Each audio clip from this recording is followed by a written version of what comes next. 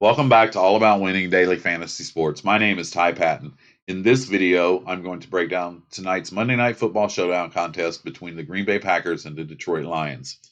Some interesting numbers I wanted to share with you before we dive right into the building some lineups and strategy is the average winning lineup through the first 6 weeks on any showdown contest is right around 135 points. The average captain is scoring about 41 points. Now, remember, the captain gets 1.5 times their actual score. So, say for instance, a wide receiver, that would be 8 receptions, 100 yards, and a touchdown. It's 28 points. You get the bonus 3 points and 100 yards.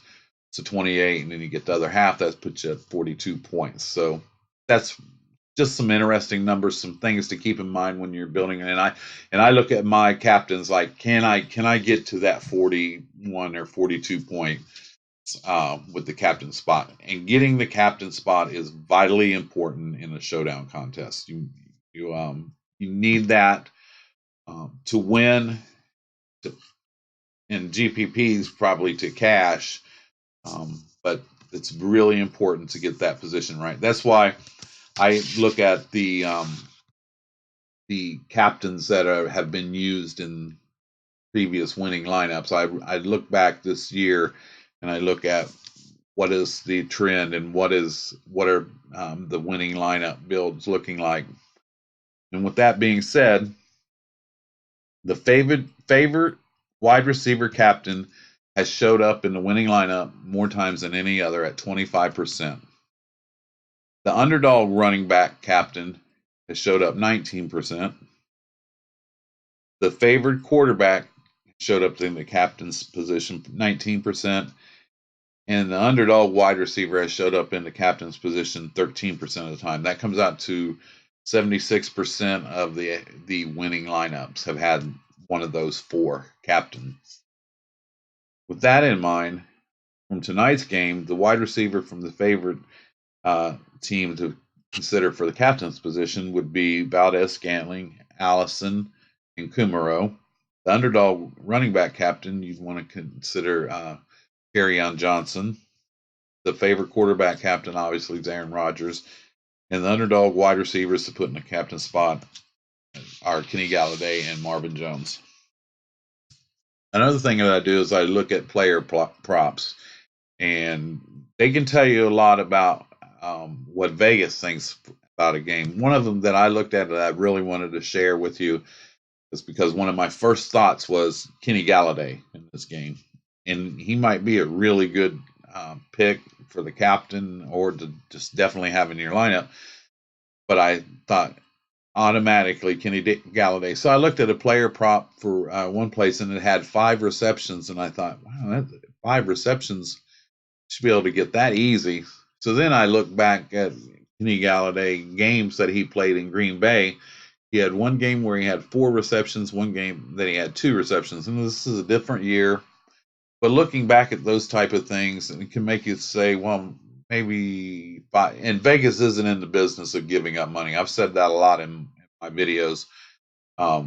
So maybe there's something to that. Maybe he hits 5 on the dot and it's 5 for 60 yards and a touchdown enough in the captain spot.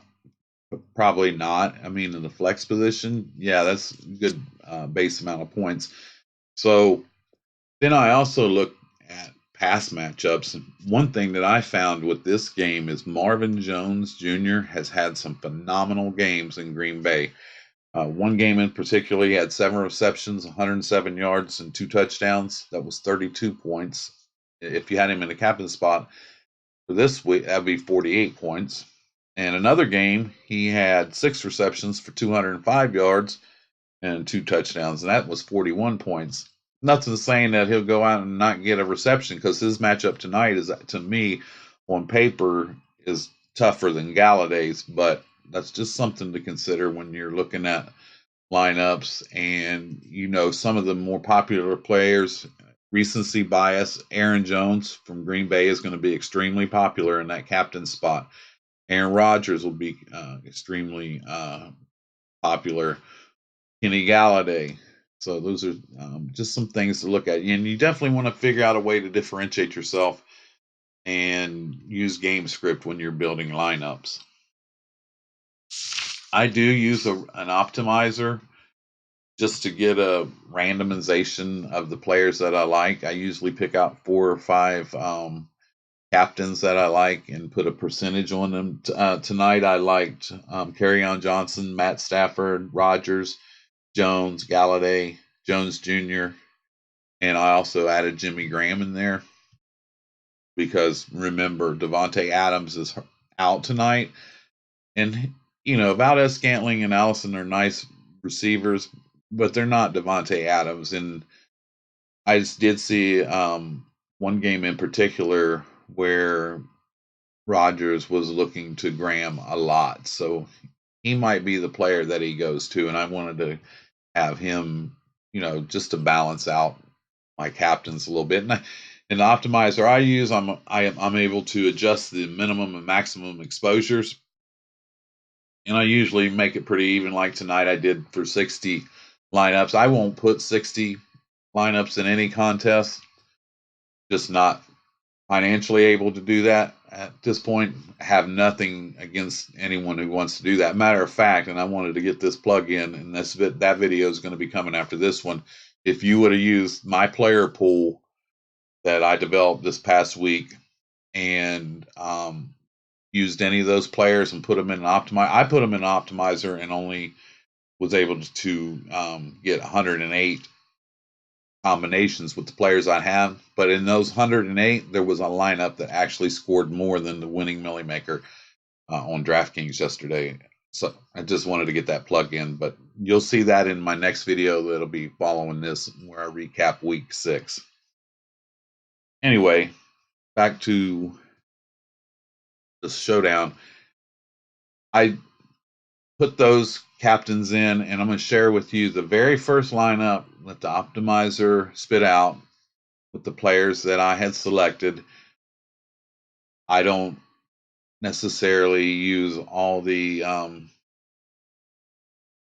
people at the bottom to save salary. I never build any of my lineups that way, but I just let the optimizer do its thing with the people that I liked in the captain spot, and those players should also show up in the flex positions as well. So this was the lineup that it built. And one other thing I wanted to add, I wanted to get this put out there, and my goal was to get these showdown videos out much sooner than this.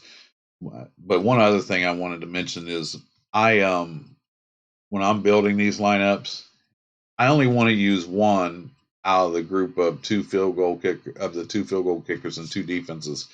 I only want to use one of those in any given lineup. That's just my preference.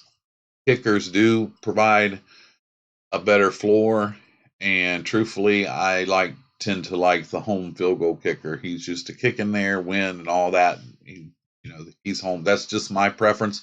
I've never won one of these showdown contests. I have placed and cashed in several of them, but that's just the philosophy that I use when I'm building these lineups, and I try to stick to a game script. Obviously, not always right, but I try to come up with how I think the game will play out and make sense of it. If I'm using a wide receiver up in the captain spot, I'm going to have his quarterback in the flex spot. It's just some of the things that I do. So this was the lineup that the optimizer gave me. It had Kerryon Johnson in the captain spot, which I feel like that'll be a little less owned than Aaron Jones and some of the Greenbay receivers. And then it had Allison in the flex position, Aaron Jones in the flex position, McKissick, who that would look like a punt play at 1,000, but he's actually been getting some carries and some targets for Detroit. And $1,000 that did open up some room to get these other 2 players. And then it's a fade on Aaron Rodgers, but Matt Stafford.